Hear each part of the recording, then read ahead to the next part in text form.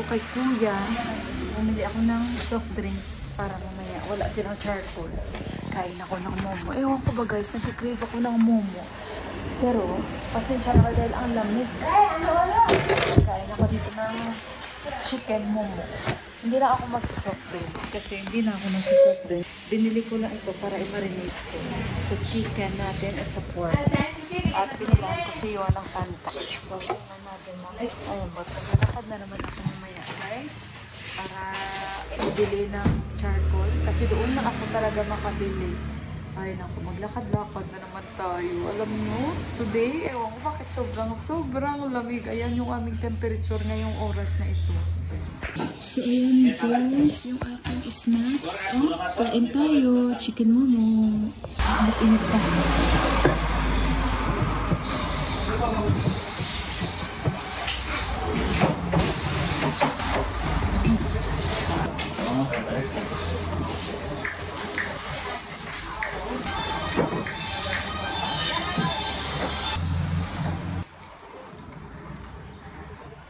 A few moments later. Guys, so naka-ready na ang aking sa barbecue namin. So ayan guys, tapos na. Oh, ito yung pork natin.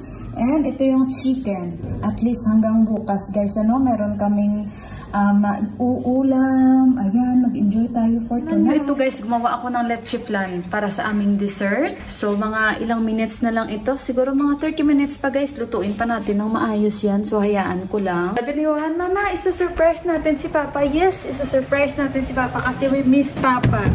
So kaya ayan. At i-ready ko na yung ating guys. Ipaglutuan nito. Hala, parang ang sarap guys ba? Na-miss ko tuloy. Tinuruan kasi ako before ng mama ko guys, no? So kung ano yung mga tinuro niya kasi nga nagbibenta kami noon. Kaya pina-follow ko lang. Hindi ko lang alam kung masarap yan guys. So tumawag na kami kay Deepak. Kanina guys, naglakad pa kasi talaga ako, no? Bumili ako ng mga charcoal, yung uling. Ayan. Yung binili kong dalawa. Nakikita nyo ba guys? Ito. Tsaka bumili ako ng gloves. Bumili ako dalawa. Isa dito sa labas na gamit-gamitin. Plus yung sa kusina na magagamit ko. Nakikita nyo ba yung charcoal? I think so. Nakikita. May nabili actually ako. Dalawa na uling. Ito oh. Maganda kasi parang ang gaan-gaan. Mura lang naman ito. Nasa 100 plus lang. Ito binili ko. Hindi na kailangan ng lighter. Hindi ko alam actually to guys. Paano gamitin? Binabuksan ko ito kanina. Ito ba guys? Hindi ko naman alam. Hindi man uso dito yung may gas. Ganito siya oh. Oh, hindi ko alam kung uubusin ba ito o ano. Napaglagay. Maliliit lang I think ang gagamitin ko ano. Tapos ilagay ko yung mga uling. Mag-i-start na kasi kami ni Johan. Para pagdating ng tatay niya, luto na. Diba? Nagawa ako ng salad nito after. Tingnan nyo yan yung ginawa ko. Tapos, ready ko lang yung uling namin ba. Masarap minsan ganito guys no. Barbecue ba. Kasi hindi man kami lagi nagba-barbecue dito. Kaya ano muna natin, gawa muna ako ng salad guys. Bumili na ako ng cucumber. So ayun guys, ayan yung pork barbecue and yung chicken barbecue. Ang saya-saya. Ayan, nag-jacket ako guys ba. Tayo guys, gawa muna ako ng salad. Yan na lang yung pending ko, yung leche flan ko paluto na. Guys, mag-ano kami ni Johan? Si ID with charcoal. I drink with charcoal. Ay, hindi nila tayo nakikita anak. Hindi nyo kami makikita. What time now anak? This one anak kid because no need. No need the ano. Ayan yan.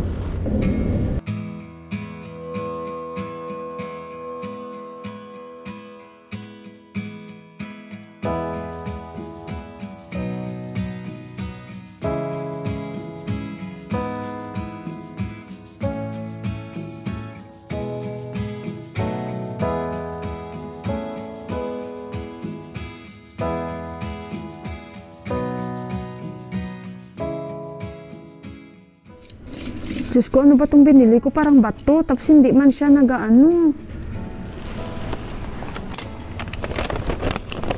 It's like a stone, this one.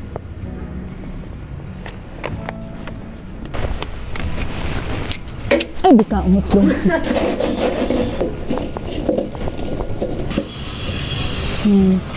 May space lang dyan siya, oh.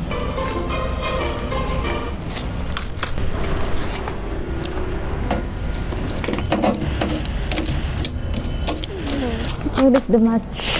Much. Aray ko. Leave it like that and check how it goes. Ang gas gani, it takes time pa. How much more this one? You think so?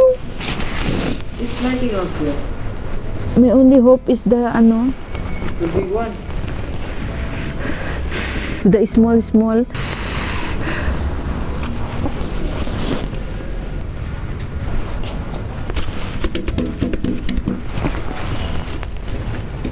Yan na, nagbaga na siya.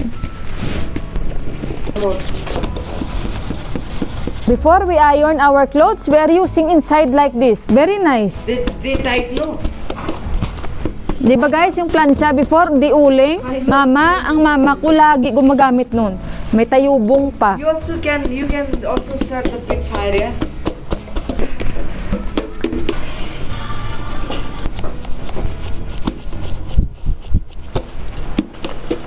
Give me my water, anak, be. What time na, babu?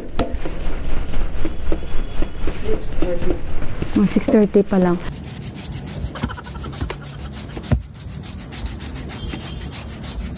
A few moments later. So, ayan na guys. Hindi ako naka-mic. Ayan, mag-mic na tayo. So, barbecue. Ang bango-bango. Ay, thank you Lord. Sa wakas, nakapag-barbecue kami. Ayan, para makakain yung bata at 7 na dito. 7:10.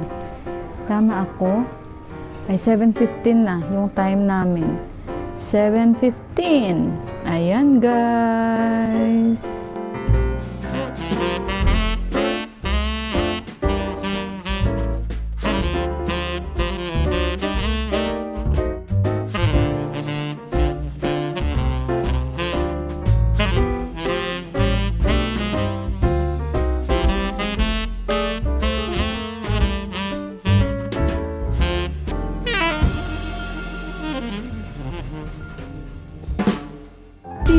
Guys, nasasarapan siya sa aking baboy na tasty. Gusto niya. Ayan na, nagsalang ulit ako guys. Yung manok na lang niluluto ko kasi ito naka-half cook naman ito eh. Ayan. Enjoy si Yuan guys. Tingnan nyo meron pa kami doon, may salad pa kami. Kaya kailangan ko munang pigilan, baka maubos ba. Guys, ito na yung aking leche flan. Ayan. So, akyat tayo ulit sa taas, guys. Dahil si Yuan ay naghingi po siya ng rye. Kain na siya, guys. Enjoy siya. Chicken and pork. Diba? How is the chicken? Tasty? Tasty daw lahat. So, ito kami, guys. Kasi si Deepak mamaya pa. Wala pa siya talaga ba, guys? Yan kami. Nag-message na ako salad. Leche flan. Para kami nag-picnic ni Yuhan dito. Minsan lang kami mag-barbecue. Yan, minsan lang mag-barbecue. Yuhu. Nakailang na siya, guys, stick. Kaya sabi ko kay Papa naman yan mamaya yung iba. Hindi ko na muna lutuin yung pork kasi hindi niya tinatantanan ang pork, guys. Paborito niya ang baboy. Yung manok muna ang lulutuin ko. Ang bango. Minsan ganito, may mga kapitbahay tayo na nagbabarbecue din sila. Ayan. Nasusunog yung balat, kaya hindi ko na hindi ko na pinapaypayan. Yan Kasi malakas yung apoy natin. Ayan, kain na rin ako pa konti-konti. Okay, anak? Sorry na lang sa aming mga kapitbahay. Kasi minsan ganun talaga. Sila din naman ganyan. Ay, saan nakaharap yung camera natin? Hindi nakaharap sa atin doon. Yan.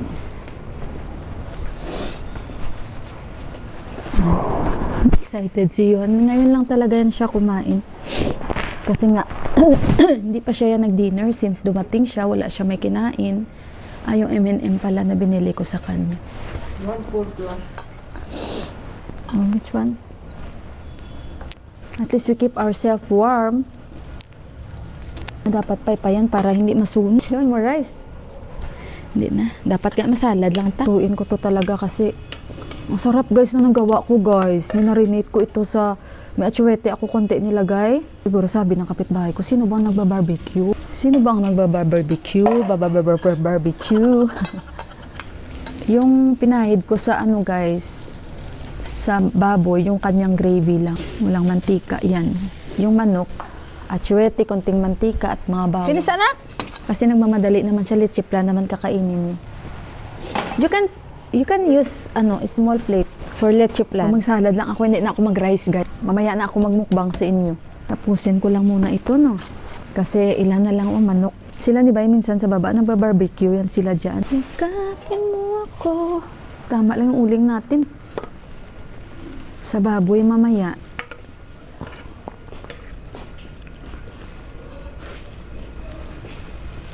So when will you eat now?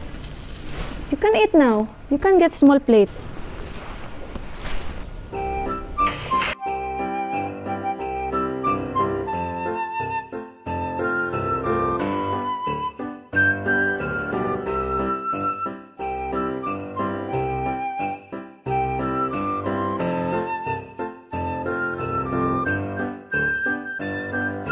So guys, ito yung dinner ko. Salad at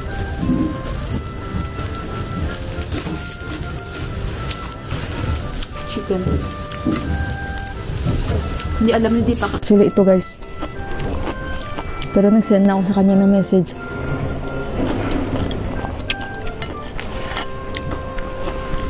Yung manok. Huwag ko na itong sunog. Yung balat na sunog.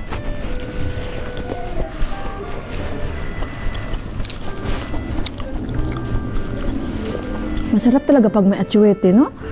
Parang ano talaga siya ba? Inasal.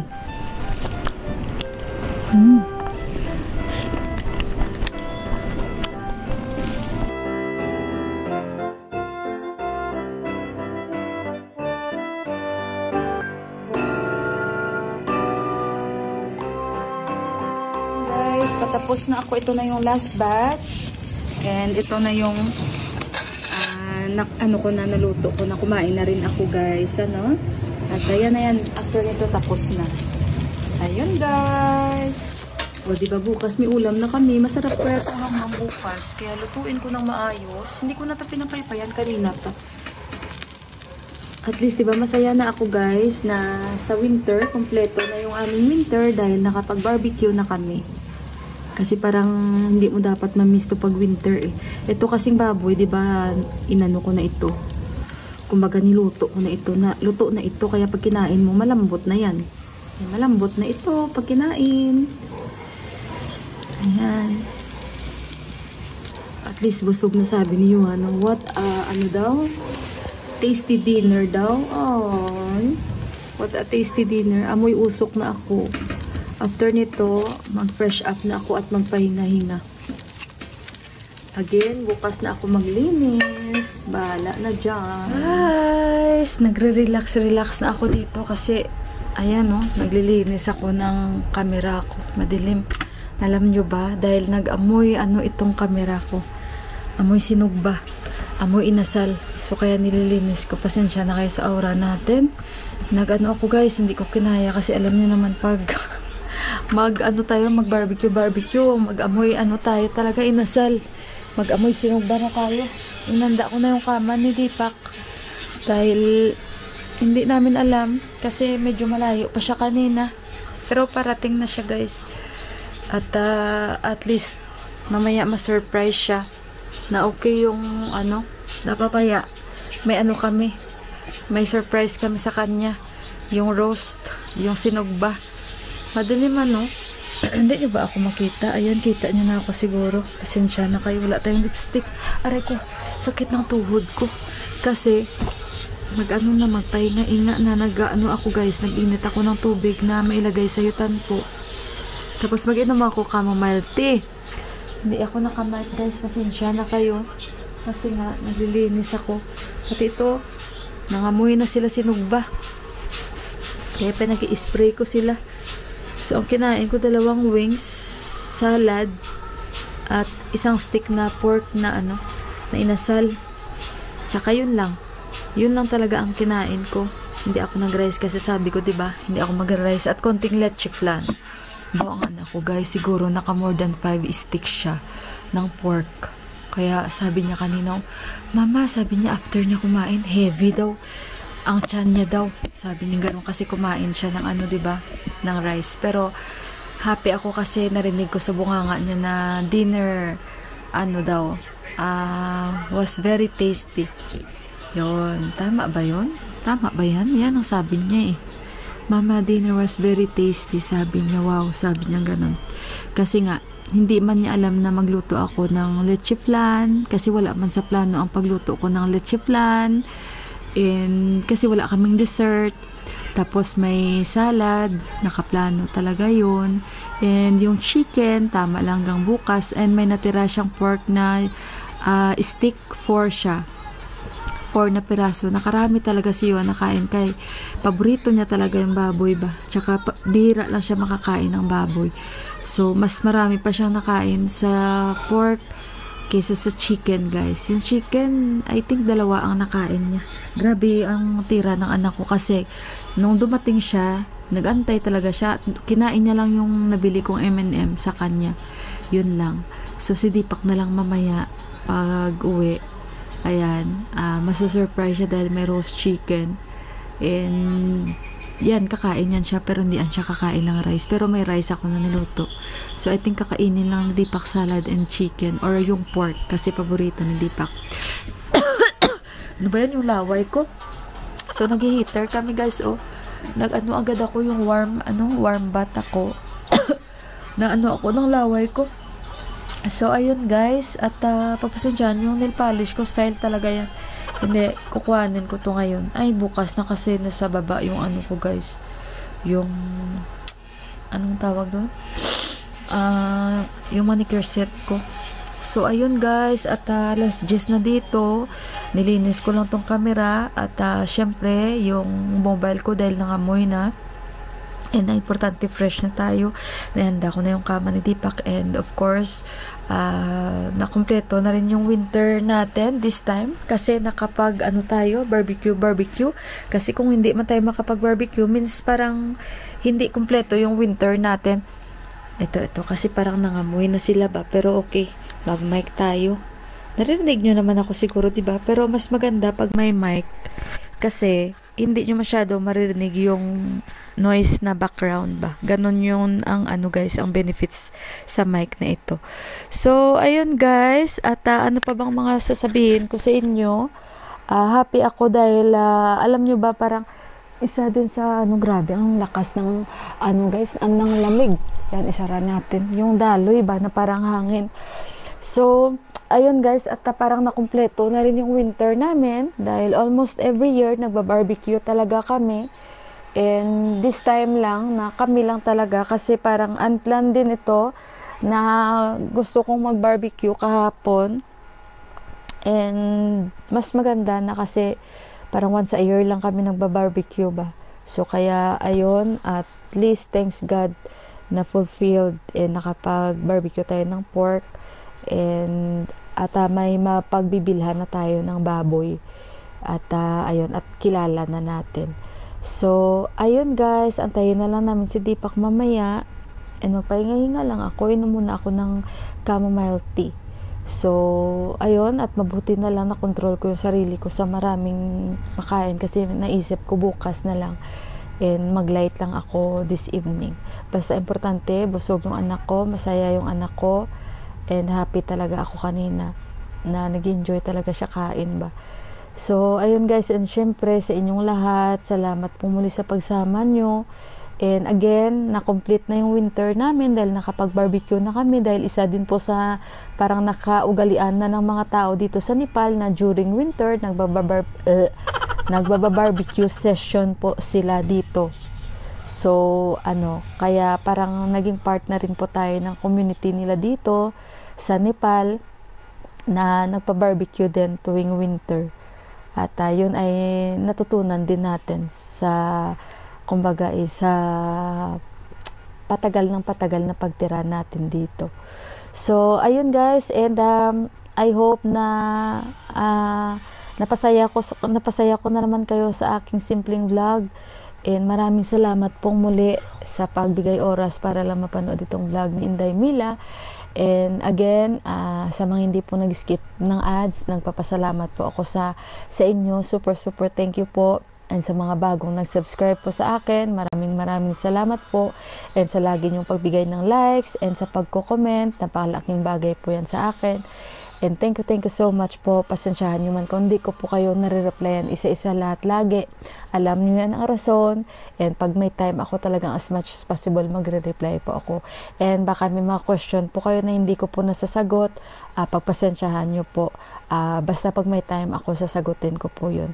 So again, maraming salamat po. Merry Christmas, good night, and God bless you all, and I love you. Bye-bye guys! Bye!